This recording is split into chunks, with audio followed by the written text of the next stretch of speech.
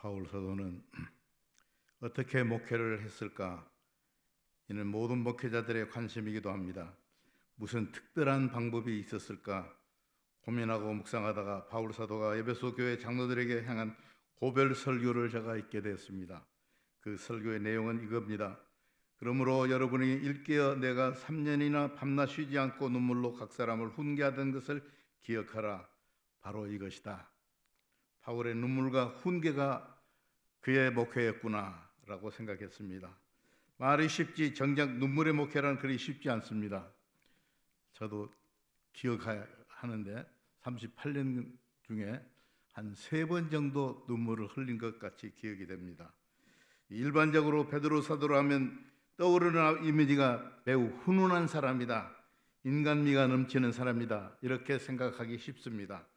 그런데 바울 사도라면 매우 딱딱하고 교리적인 인물, 이렇게 성도들의 마음에 머리에 각인되고 있습니다.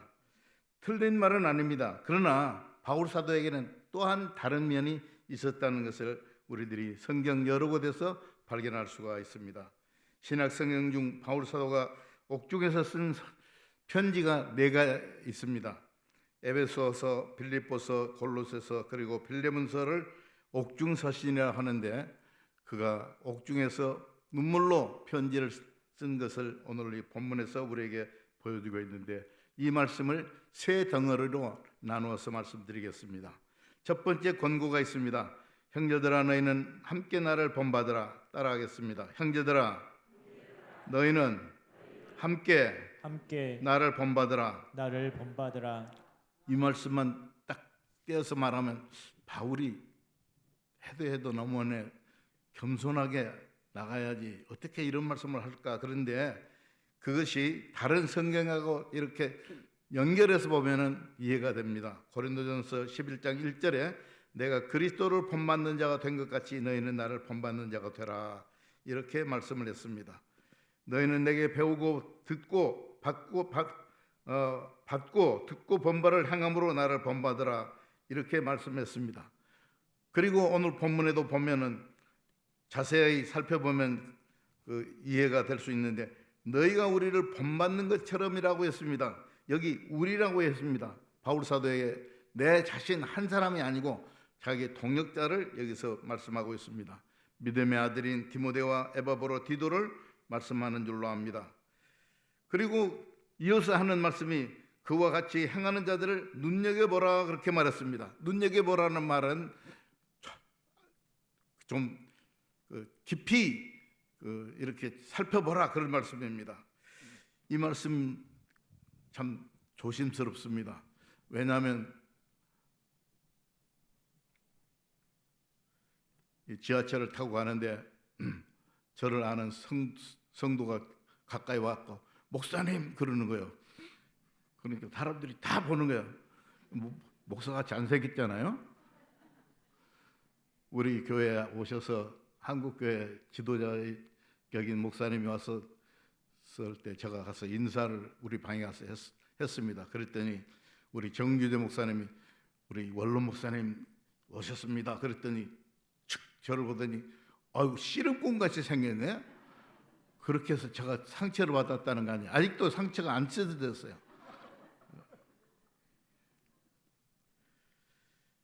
참 조심스럽습니다. 일상생활에서 우리가 어떻게 살아야 되는가. 동네 사람들이, 이웃이 시장에서, 직장에서 안 보는 것 같아도 우리를 다 지켜보고 있습니다.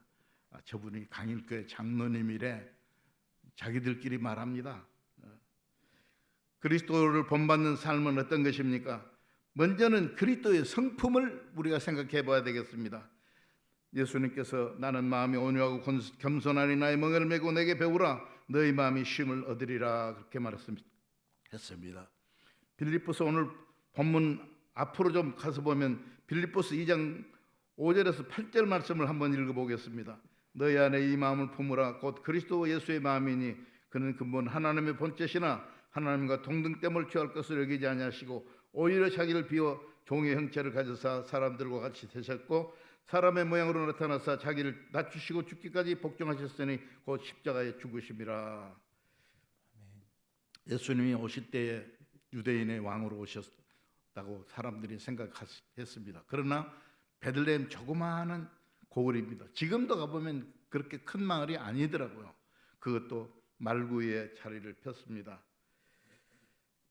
예수님께서 전도를 하러 이렇게 다니시다가 여리고성에 갔습니다. 그런데 거기 여리고는 지금도 좀 번창한 곳입니다. 그런데 거기서 세리장 노릇을 하고 있는 삭개오를 만났습니다. 삭개오가 예수님을 찾아온 거죠, 어떻게 보면. 그런데 뭇사람들이 수군거려 이르되 저가 죄인의 집에 유하러 들어갔도다 이렇게 비난을 했어요. 예수님이 이 말을 들으셨어요. 그때 예수님께서 하신 말씀이 뭐였습니까? 인자가 온 것은 잊어버린 자를 찾아 구원하려 함이니라. 오늘 우리들은 거럭거럭 하는데 예수 안 믿는 사람과 상종 안 하고 교통도 안 하고 소통도 안 하고 그렇게 사는 사람이 있는데 그것은 예수님의 정신이 아니라고 생각이 되어집니다. 예수님의 성품을 우리가 닮아야 되고 그 다음에 예수님의 삶의 목적이 있었습니다. 그 목적을 따라서 우리가 살아야 되겠습니다. 예수님께서 강조하신 말씀 중에 내가 하늘에서 내려온 것은 내 뜻을 행하려 함이 아니요 나를 보내신 이의 뜻을 행하려 함이라 그렇게 말씀했습니다. 예수님의 기도 가운데 겟세마네 마지막의 기도는 유명하죠. 얼굴을 땅에 대시고 엎드려 기도하여 이르시되 내 아버지여 만일 할만하시거든 이 잔을 내게서 지나가게 하옵소서. 그러나 나의 원대로 마옵시고 아버지의 원대로 하옵소서. 아버지의 원대로 하는 것이 예수님의 삶의 목표였습니다. 바울 사도는 어떻습니까? 세상적으로 보면 잘 나가는 사람입니다. 혈통으로 보면 베냐민 지파요 히브리인 중에 히브리인이었습니다. 그리고 그는 로마 시민권을 가지고 있었는데 길리기아 다소 시민이었습니다. 그러니까 뭐 세상 말로만 하면 돈을 주고 산달지 서류를 조작해서 산달지 그게 아니고 나면서부터서 그는 로마 시민권을 자였습니다. 학문적으로 말하면 당시 유명한 율법학자인 가말리엘 문화에서 공부를 한 사람입니다. 참으로 훌륭한 교육을 받은 사람입니다. 그리고 영적 체험도 보통 그 사도들이나 보통 사람들과는 달랐습니다. 내가 그리스도 안에 있는 한 사람 아노니 그는 14년 전에 셋째 하늘에 끌려간 자라. 다른 말로 하면 낙원으로 이끌어갔다 하는 것입니다. 정말 이런 말씀을 읽으면서 제가 하나님 앞에 투정 아닌 투정을 벌였습니다. 하나님, 나는 한 번도 하늘에 못 가봤습니다. 그런 제가 친구인데 그런 말을 했더니 조심해. 왜? 하늘로 가는 건 죽는 거야. 갔다 왔다 하는 말은 그 거짓말이라고. 제가 그래서 속으로 아멘 했습니다.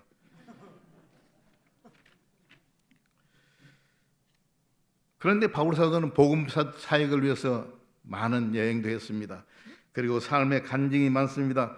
정말로 내가 수고를 넘치도록 하고 옥에 갇히기도 많이 하고 매도 수없이 맞고 여러 번 죽을 뻔하였으나 또 수고하고 애쓰고 여러 번 자지 못하고 줄이며 목마르고 여러 번 굶고 춥고 헐벗었노라. 내가 부득불 자랑할진대 내가 약한 것을 자랑하리라. 이 정도면 바울 사도에 대한 오해가 풀어졌을 것입니다. 앞서 말씀드린 같이 바울 사도가 약간 교만기가 있고 은근슬쩍 자기를 자랑하네 그렇게 했는데 참 그는 사실대로 말하고 있습니다. 요사이 그런 말 많이 하죠. 팩체크라는 말을 하죠. 사실 거기서 더하거나 뺄 것이 아무것도 없이 복음을 위하여 수고했습니다. 그에게는 확실한 가치관이 있었고 믿음의 그 어떤 중심선이 있었습니다. 그러나 무엇이든지 내게 유익하던 것을 내가 그리스도를 위하여 다 해로 여길 뿐더러 또한 모든 것을 해로 여김은 내 주 그리스도 예수를 아는 지식이 가장 고상하기 때문이라. 내가 그를 위하여 모든 것을 잃어버리고 배설물로 여김은 그리스도를 얻고 그 안에서 발견되려 함이니. 여러분, 그리스도를 얻고 이거 얻으니까 다른 것이 다 배설물같이 생각됐어요. 제가 우리 성도들과 함께 중국에 선교 여행 갔지 않습니까? 이제 거기에 무슨 목사님이 계세요. 영정교회 목사님이세요. 한 번은 저에게 그렇게 말씀했어요. 목사님, 롤렉스 시계 살려고 해요? 그래서 롤렉스 비싼데? 그랬더니 100불이면 있어요. 그래서 딱 들어보니까 가짜야. 그래서 나는 100불짜리 롤렉스는 안 차고 다니는 사람이라. 그러니까 목사님, 다른 목사님들은 다 샀는데요. 그래서 그래도 안 사요. 진짜를 가지고 있으면 가짜가 가지고 싶은 마음이 없어요. 진정한 하나님의 축복을 받았다면, 하나님의 자녀라는 특권을 받았다면 얼마나 감사한지 알 수가 없어요. 두 번째 덩어리로 두 번째 바울의 권고가 있습니다. 따라하겠습니다. 그리스도의 십자가의 원수로 행하지 말아야 합니다. 바울 사도가 로마 옥중에서 에베소서 교회, 에베소 교회입니다. 에베소서 교회가 아니라 에베소 교회에 편지를 눈물로 쓴 이유가 무엇 때문에 그렇습니까? 빌립보 교회 안에 한두 사람이 아니라 여러 사람이 십자가의 원수로 살고 있었다는 거예요. 좀 두렵지 않습니까? 내가 여러 번 너에게 말하였거니와 18절 상반절에 여러 사람들이 그리스도의 십자가의 원수로 행하느니라. 어떻게 예수 믿는 사람이 십자가의 원수로 산다는 말입니까? 그러니까 이해가 안 가요. 날마다 예수를 부르짖고 할렐루야 아멘을 하는데, 그런데 본문을 읽어가서 보면 그 말이 맞다. 여기 십자가의 원수란 어떤 자를 말하는 것입니까? 육신의 생각은 하나님의 원수가 되나니 이는 하나님의 법에 굴복하지 아니할 뿐 아니라 할 수도 없음이라. 그런데 이 십자가의 원수들의 특징이 있습니다. 그들의 신은 배요. 쉬운 말로 하면 배를 우상으로 섬기는 겁니다. 로마서 16장에도 다만 자기들의 배만 섬기나니라고 했습니다. 이 말씀을 생각하면서 떠오르는 사람이 있지 않습니까? 구약의 에서와 야곱입니다. 에서는 떡과 팥죽 한 그릇의 장자의 축복을 동생 야곱에게 넘겨줬습니다. 신약에 와서 대표적인 사람은 가룟 유다입니다. 3년 동안 예수님 줄줄 따라다녔어요. 그런데 스승 예수님을 은 30에 팔지 않았습니까? 바로 이것이 십자가의 원수에 하는 일입니다. 십자가의 원수들은 또한 특징이 뭡니까? 땅의 일을 생각하는 자들이라 그랬습니다. 골로새 3장 2절에는 위의 것을 생각하고 땅의 것을 생각하지 말라. 그러므로 땅에 있는 지체를 죽이라. 곧 음란과 부정과 사욕과 약한 정욕과 탐심이니 탐심은 우상숭배니라. 목사라고 교역자라고 탐심이 없습니까? 탐심 못 물리쳐요. 나도 모르는 사이에 탐이 나는데요. 물론 손은 안 갑니다. 손까지 가면 이게 손 잘라야죠.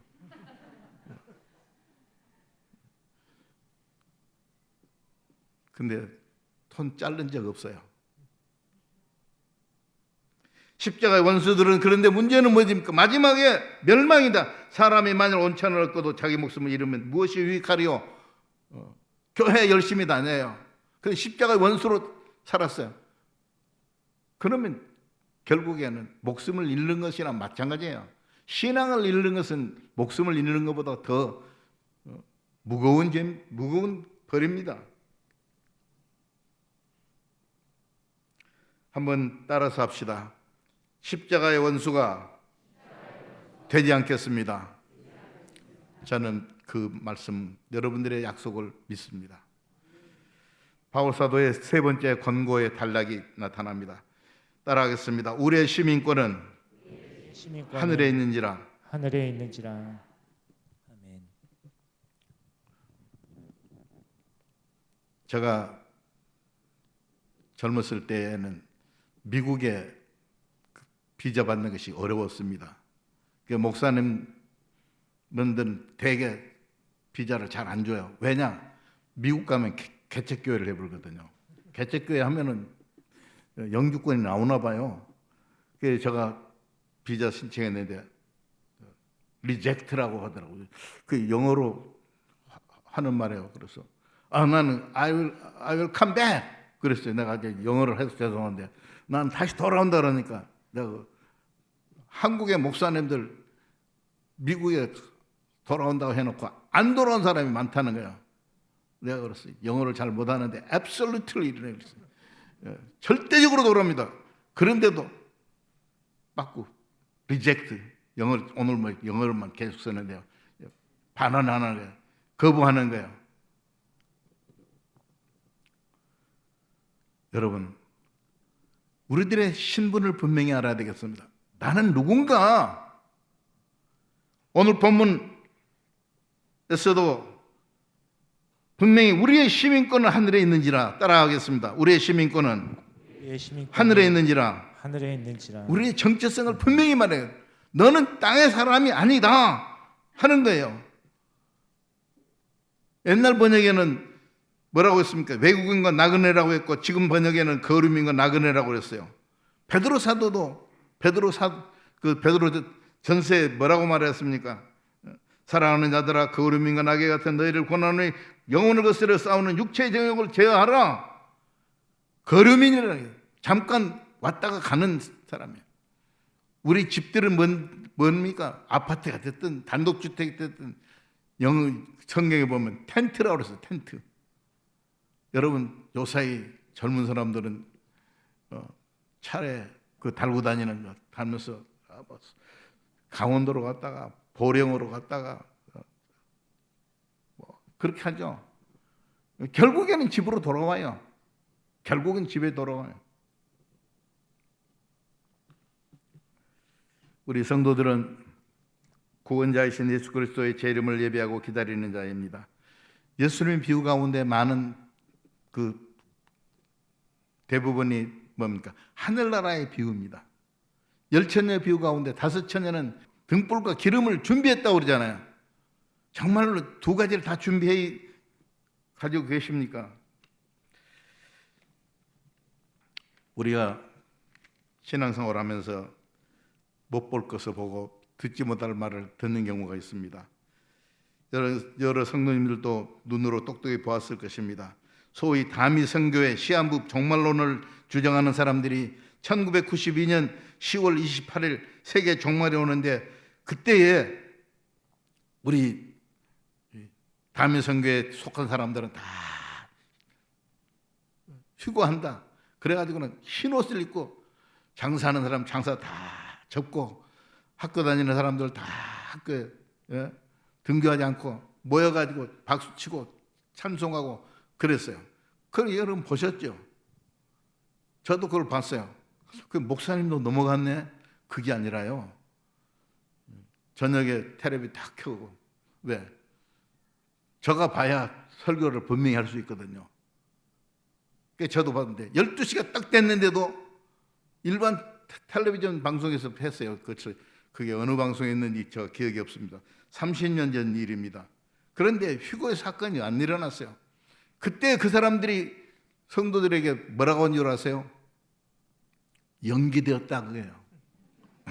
연기되었다는 것은 연기가 지금 날아갔다는 말이죠. 잘 깨닫지 못하신 분도 계신 것 같아요. 그리고 두 번째 방법이 있는데 뭐냐면은 계산이 잘못됐다. 계산할 때 계산에 더 플러스 돼야 되는데 그게 안 됐다. 이게 그 사람들의 수법이에요. 그러는데 다미 선교를 따르는 사람들은 어떻습니까? 물론 오늘은 이단에 대한 말씀을 드리는 시간은 아닙니다. 재미있는 일이 있습니다. 제가 재미있다고 하니까 재미있는 것 같아도 사실은 비극적인 이야기입니다. 1992년 이장님은 성도들이 헌금하고 헌물을 바쳤어요. 그것을 34억이나 받았어요. 지금으로 말하면 한 340억 되겠죠. 아니, 휴거하고 날아갈 텐데 뭐하러 받습니까? 그 목사라는 사람이 자기가 휴거한다고 성도들을 어떻게 성도들을 속일 수가 있어요? 왜 거짓말을 할 수가 있어요? 이런 일이 벌어졌다는 거죠. 그래서 나라에서 가만히 있지 않았습니다. 어떻게 했습니까? 이장님은 1992년 12월 4일 징역 2년을 선고받았습니다. 박수 칠 만한 일이죠. 교회에서 목사들이 아무 말 못했어요. 그런데 나라에서 벌을 주더라고요. 거기서 끝나는 것이 아닙니다.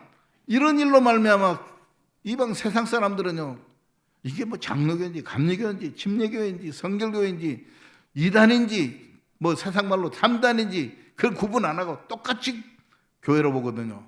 요거를 우리가 얼마나 많이 얻어먹었습니까? 정말 우리는 성경을 바로 깨닫고 성경을 잘 가르치는 교회 다녀야 됩니다. 근데 이 사람들이 하는 말이 있습니다. 또 하는 말이 뭐 있습니까? 성경을 잘 깨쳐준다. 그런 목사가 있고 그런 성경 공부가 있다. 그런 데가 어디냐니까 한 번만 와봐라 말이야. 눈이 달라지고 마음이 달라지고 생각이 달라진다. 달라지면 죽습니다. 그건. 성경은 뭐라 말합니까? 그러나 그날과 그때는 아무도 모르나니 하늘의 천사들도 아들도 모르고 따라하겠습니다. 오직 아버지만 아시느니라. 마태복음 24장 36절입니다. 오늘 이건우 목사님이 저한테 와가지고 목사님 PTP 띄울 거 있어요? 그래서 저 없습니다 그랬습니다. 왜? 우리가 같이 고백하면 좋겠다 싶어요. 그리스도를 본받는 자에게는 하나님의 축복이 약속되어 있습니다. 3장 21절에 우리의 낮은 몸을 자기 영광의 몸의 형체와 같이 변하게 하시리라. 지금 우리 육체는요 병든 사람과 같아요. 암 환자과 같은 거예요. 썩어질 몸이에요. 지금 아무리 옛날 말로 하면 아랭을 하고 팽행봉을 하고 노사이 무슨 또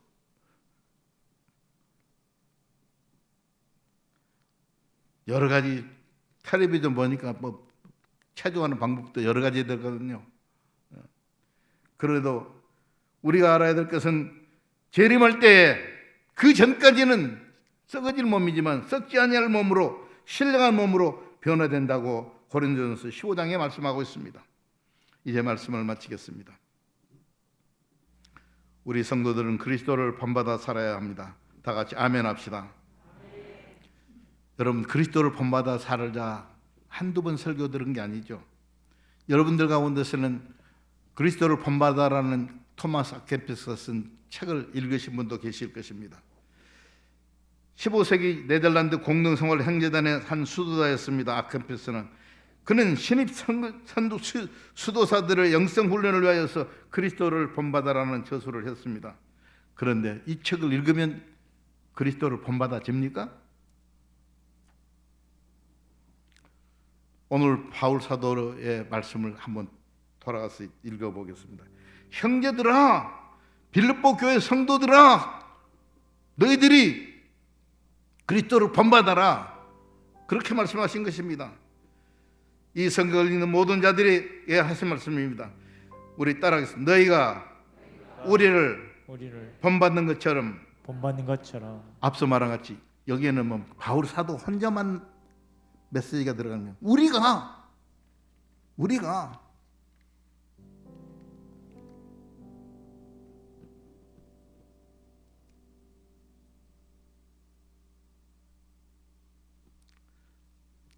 설교를 하는 사람이나 설교를 듣는 여러 성도님들이나 참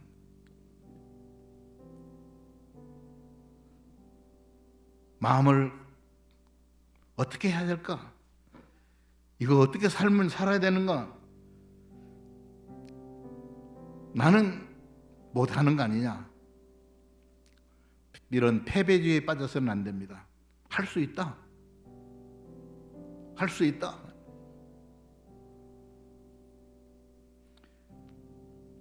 한국교회 역사를 보면 귀한 종들이 있습니다. 목사님 한 분과 평신도 한 분을 소개하고자 합니다. 첫 번째 목사님은 손영원 목사님입니다. 안영료 목사님은 그를 사랑의 원자탄이라고 불렀습니다. 한센병 환자인 살고 있는 애양원에서 나병 환자 한센씨 병을 앓는 사람들을 섬기는 목사였습니다. 그에게는 두 아들이 있었습니다. 그런데 큰 아들은 동인이고 둘째 아들은 동신인데 소위 여순 반란 사건 때 공산주의에 물든 청년에 의해서 총살을 당하고 순교하고 말았습니다. 손양호 목사님은 두 아들의 장례식 때 위대한 10가지의 감사의 기도를 했습니다. 그 중에 4가지만 뽑아서 말씀드리겠습니다. 나 같은 죄인의 혈통에서 순교의 자식들이 나오게 하셨으니 감사합니다. 넷째, 한 사람의 순교도 귀하다 하거늘 하물며 두 아들의 순교라니 요 하나님 감사합니다. 여섯째, 미국 유학 가려고 준비하다 하던 내 아들 미국보다 더 좋은 천국에 갔으니 내 마음이 안심되어 하나님께 감사합니다. 일곱째, 나의 사랑하는 두 아들을 총살한 원수를 회개시켜 내 아들을 삼고자 하는 사랑의 마음을 주신 하나님께 감사합니다. 이게 사람이 할 말입니까? 그건 아니야. 애비가 할 말입니까? 아니에요. 그것은 그리스도를 닮는 자만이 할 수 있는 말입니다. 두 번째는 장결의 의사를 소개하고자 합니다. 장결의 의학 박사는 일반 사람들에겐 한국의 슈바이처 박사라고 그렇게 일컬음을 받습니다. 소설가 춘원 이광수의 글을 소개하고자 합니다. 한 번은 장결의 의사 선생님의 병원에 이광수 선생님이 입원한 일이 있었다고 합니다. 이광수 선생이 장결의 박사께서 헌신적으로 수고하는 모습을 보고 농담적으로 말하기를 내가 생각하기에 당신은 바보가 아니면 성자인 것 같다라고 했습니다. 사랑의 원자탄이라고 하는 손양호 목사님의 삶은 진정 예수님을 닮은 거죠. 예수님이 뭐라고 했습니까? 원수를 사랑하라. 또 어떤 분은 그러더라고. 목사님, 저는 원수가 없어요. 가만히 보면요, 옆에 있는 사람이 원수더라고요. 누구라고 말하지는 않겠습니다. 여자가 아니고 남자면 좋겠는데 아니고 여자입니다. 반은 성도님이 반은 실망했고 반은 환영하고 있는 표정입니다. 이런 말씀을 드리지 않아야 되는데 슈바이처 박사는 어떻게 살았습니까? 의사입니다. 북한에서 이남에 넘어올 때 아내를 못 데리고 와서 홀로 살았습니다. 외로운 사람입니다. 그럼에도 그는 제자들의 발을 씻어준 예수님의 손길을 그대로 느끼며 환자들의 발을 씻기고 상처난 것을 어루만진 사람 아닙니까?